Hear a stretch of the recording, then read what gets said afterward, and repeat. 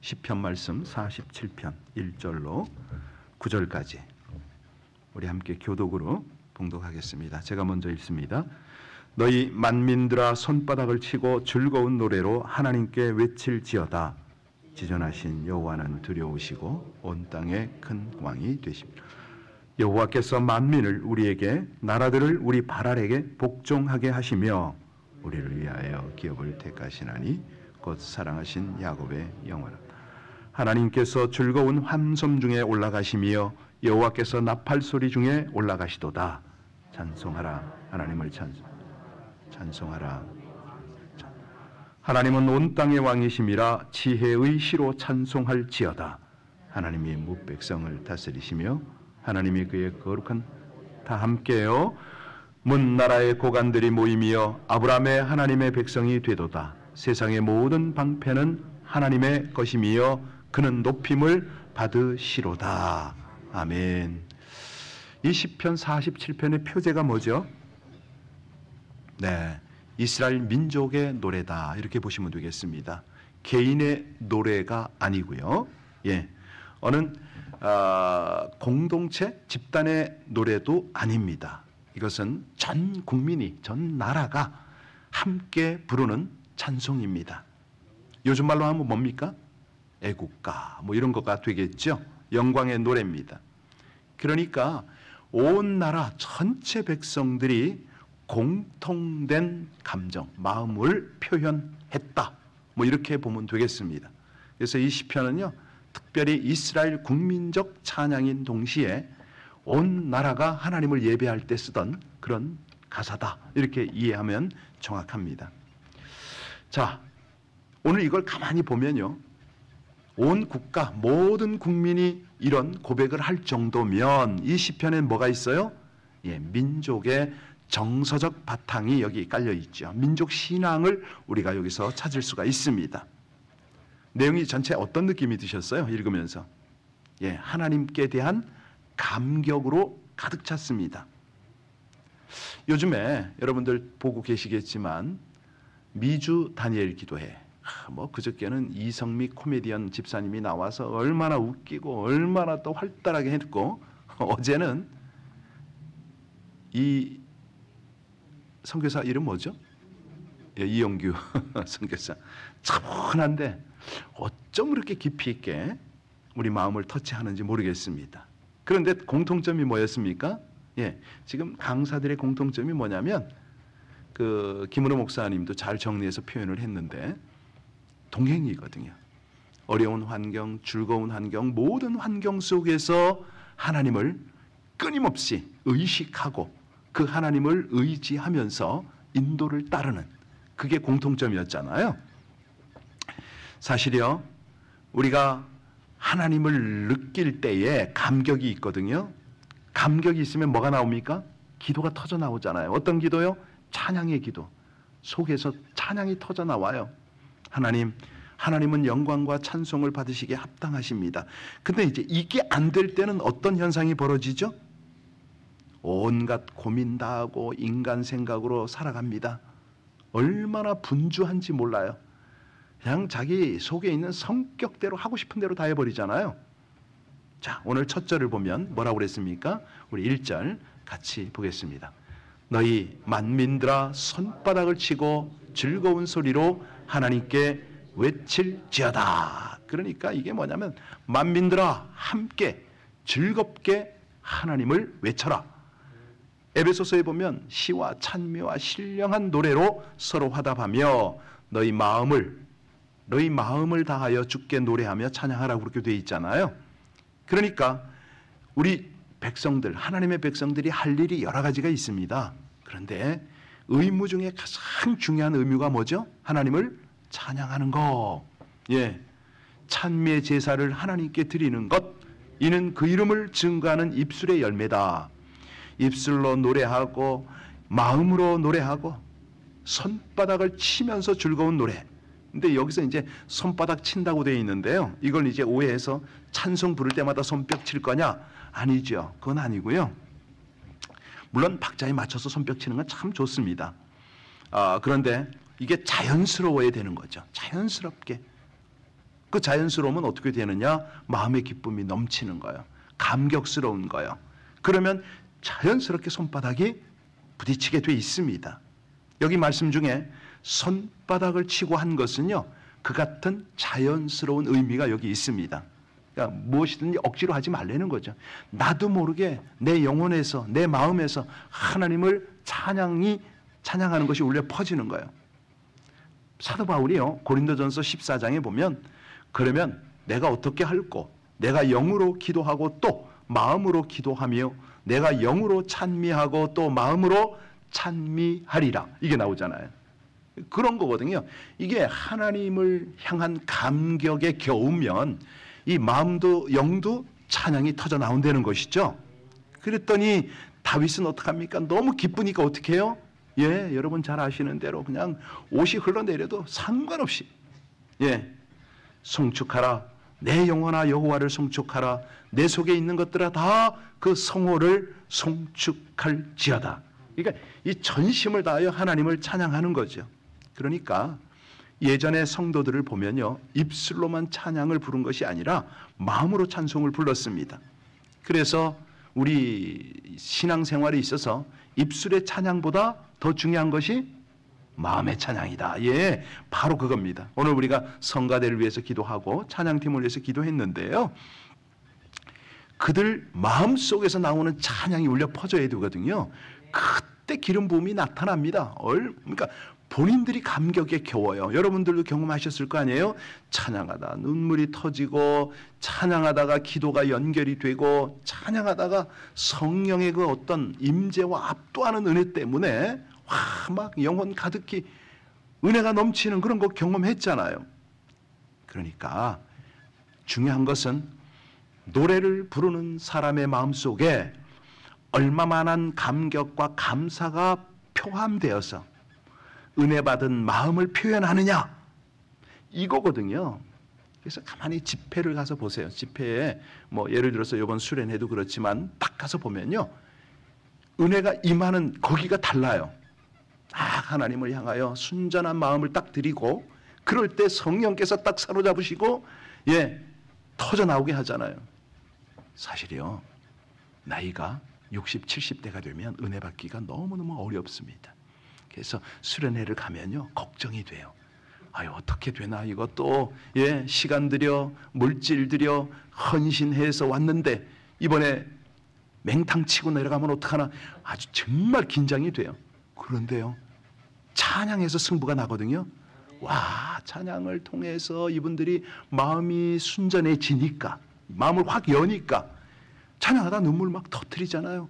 찬양하다 하나님 음성 듣고 막 어찌할 줄을 모르고, 뭐 집회가 예, 물론 말씀도 중요하고 기도가 참 필요하지만 이 찬양이 그렇게 중요한 겁니다. 자, 그러면 무엇을 찬송하느냐? 2절 보시기 바랍니다. 같이 읽습니다. 지존하신 여호와는 두려우시고 온 땅의 큰 왕이 그렇습니다. 그러니까 우리 하나님은 만민 모든 것으로부터 찬양받기에 합당하신데요. 여러분 아시듯이 제가 굉장히 강조하는 것 하나 있습니다. 이 영성을 끌어가기 위해서 여러분들 속에 이 마음이요, 순수해야 되거든요. 그래서 은혜 받게 하려고 제가 은혜 받은 걸 나누는데, 그게 뭐냐면 자연을 보고 하늘을 보고 찬양이 터져 나와야 되고, 이 새벽에 오실 때는요, 여러분들 그냥 땅만 보고 계속 운전하고 걷고 이렇게 오지 마시고요, 최소한 우리 교회 들어오기 직전에 하늘을 한번 보고 오세요. 근처 빌딩에 불 켜진 창도 좀 보시지만 하늘을 향해서 오늘은 별이 떴나 안 떴나, 다른 어느 방향으로 가고 있나, 그걸 보면서 하나님은 신묘막측하십니다. 달들아 별들아 하나님을 찬양할지어라. 이렇게 돼야 돼요. 이렇게 되면요, 우리 속에 있는 영성이 날마다 새로워져요. 하나님을 향해서 집중이 되는 거죠. 정말로 중요한 게, 우리가 이 만물과 더불어서 하나님을 찬양하는 연습을 계속 하잖아요. 이제 조금 후에 말씀드리겠습니다만은 이 찬양이 나를 살려버려요. 나를 회복시켜요. 우리 4절 말씀해 볼까요? 4절 같이 읽습니다. 우리를 위하여 기업을 택하시나니 곧 사랑하신 야곱의 영화로다. 이 성도들의 기업은요, 우리 생각대로 택한 것이 아닙니다. 하나님께서 택하여 주신 것이거든요. 왜? 하나님은 여러분을 사랑하기 때문에 우리에게 유익한 것이 무엇임을 우리보다 더 잘 아세요. 여기 야곱의 영화는 어디입니까? 가나안을 가리키는 거거든요. 가나안. 그러니까 이 야곱이 뭐 가나안에 갔나요? 중요한 거는 야곱 그 후손 다 더불어서 이 가나안을 누리는 거죠. 가나안도 젖과 꿀이 흐르는 가나안이 있고 영적인 가나안이 있잖아요. 그러니까 이건 놀라운 신앙의 표현인 거예요. 지금 이 시대를 가만히 보면요, 뭐 전쟁도 많고 무기도 첨단 무기가 개발이 되고 그렇습니다. 인구도 뭐 적지 않아요. 그런 나라가 부강한 나라가 아닙니다. 진짜 부강한 나라는 경제가 넉넉한 그런 나라가 부강한 나라라고요? 아니에요. 가장 부강한 나라는 어떤 나라냐? 하나님의 복을, 하나님의 축복을 받은 믿음의 백성이 많은 그런 나라가 가장 부자인 것이죠. 이런 나라 보면요, 영적인 리더가 일어납니다. 그래서요, 열방 중에 으뜸의 백성이 되는 겁니다. 우리가요, 딱 그 교회나 모든 것을 봐도 그래요. 정말 영적인 리더가 딱 서잖아요. 그 교회는 복이 있는 거죠. 그 셀은 복이 있는 거예요. 자, 그래서 이제 이 찬양의 내용 정말로 중요하기 때문에 찬양 어떻게 할 것인가? 7절 보시기 바랍니다. 7절 같이 읽어요. 하나님은 온 땅의 왕이시미로다. 지혜의 시로 찬송할지어다. 지혜는 뭡니까? 말 그대로 하나님의 말씀이잖아요. 찬송은 하나님의 말씀으로 불려지는 노래다 이 말이죠. 영으로 찬양하고 마음으로 찬양하고 찬미하는 것이 곧 이 복음의 원리인데, 우리의 영혼은요 하나님 말씀만으로 참된 기쁨을 가질 수가 있거든요. 얼마나 귀한지 몰라요. 하나님의 교훈은 정직하며 마음을 기쁘게 한다. 그리고 시편 19편 10절에 보면요, 하나님의 말씀을 가리켜서 뭐보다 더 달다고 그래요? 그렇지요. 꿀. 송이꿀보다 더 달다라고 합니다. 그러니까 우리 영혼이 하나님의 지혜의 말씀을 기뻐하며 찬송을 부르잖아요. 이 영혼이 그렇게 살아나는 거죠. 8절에 들어가서 봅니다. 8절이요. 하나님이 뭇백성을 다스리시며 하나님이 그의 거룩한 보좌에 앉으셨도다. 그러니까 보좌에 앉으셨을 뿐만 아니라 세상을 굽어 살피시잖아요. 작은 구석 하나도 빼지 않고 치리하십니다. 사람이 하는 정치는 아무리 성현 군자의 다스림이라 해도 굽은 구석이 있어요. 그런데 우리 하나님의 다스림은요, 추호의 불이나 결함이 있을 수가 없습니다. 우리 하나님의 통치 범위를 보세요. 이방신까지 다 다스립니다. 주관하십니다. 자, 이제 9절 보겠습니다. 9절 말씀입니다. 문 나라의 고관들이 모임이여 아브라함의 하나님의 백성이 되도다. 세상의 모든 방패는 하나님의 것이며 그는 높임을 받으시리로다. 자, 우리 하나님의 보좌를 향하는 모든 열방, 모든 백성을 한번 생각해 보세요. 저는 가끔요, 힘들고 어려울 때는 요한계시록을 생각합니다. 그 계시록의 마지막 하나님의 거룩한 보좌 앞에서 예배하는 장면을 더러 생각하거든요. 예배 드릴 때도 그래요. 그러면은 그때 제 안에 있는 영혼이 기뻐서 그 기대감 때문에 하나님 앞에 예배를 몰입하고 들어갑니다.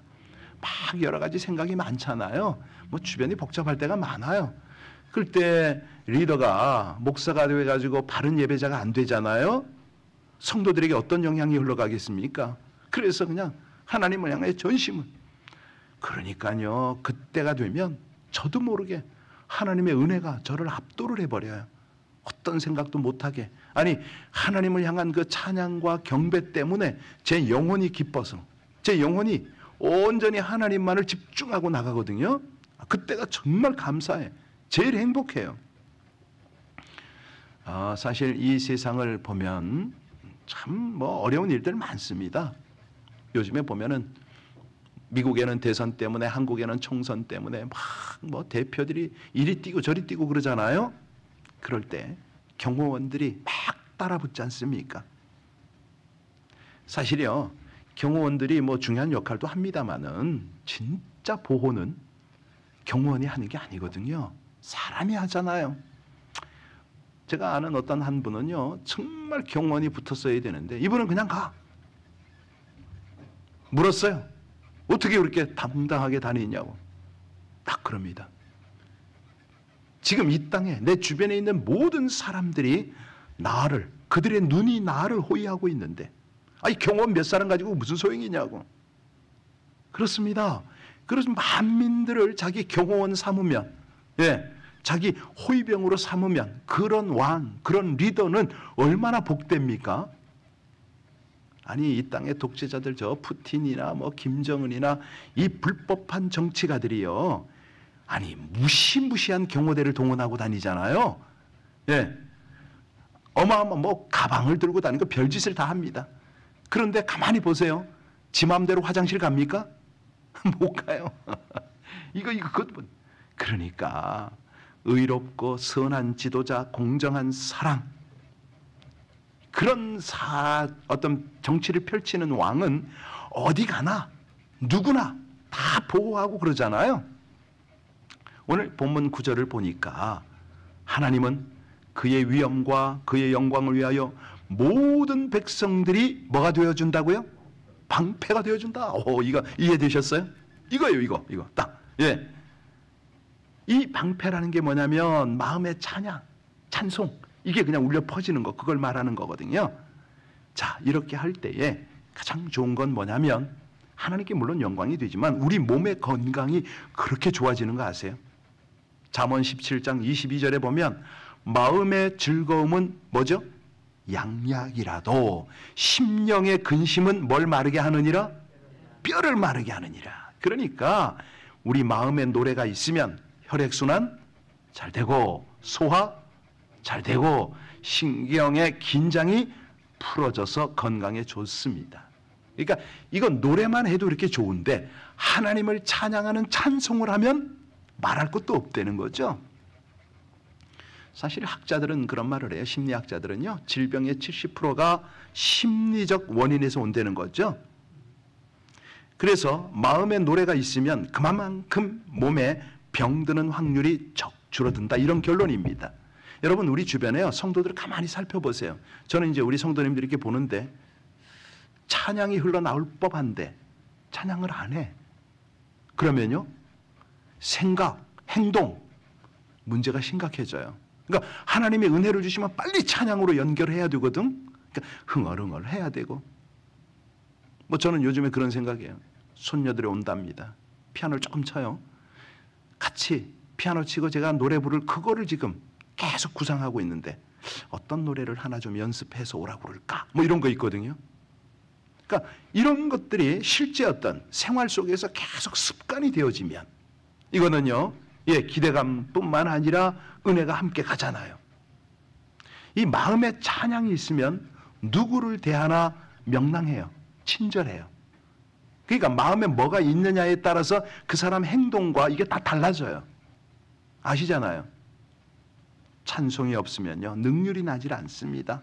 아주 주변 사람에게 신경질적으로 대하고 불쾌감을 줘요.